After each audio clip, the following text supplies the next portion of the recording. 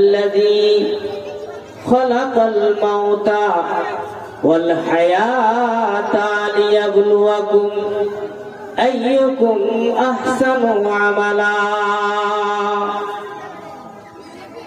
আল্লাহ তাআলা সূরা মুলকের মধ্যে বলছেন, আমি মানুষের জীবন এবং মৃত্যু এই জন্যই সৃষ্টি করেছি, এই জন্যই বানিয়েছি যেন আমি মানুষকে জীবন দেওয়ার পরে সে নিজের জীবনে কি কি কর্ম করেছে, কতখানি নেকির কাজ করেছে, কতখানি গুনার কাজ করেছে, এই সমস্ত কিছু পরীক্ষা নিরীক্ষা করার জন্য আমি মানুষের জীবন এবং মরণকে সৃষ্টি করেছি।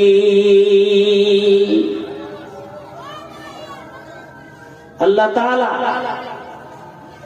এই পৃথিবীর বুকে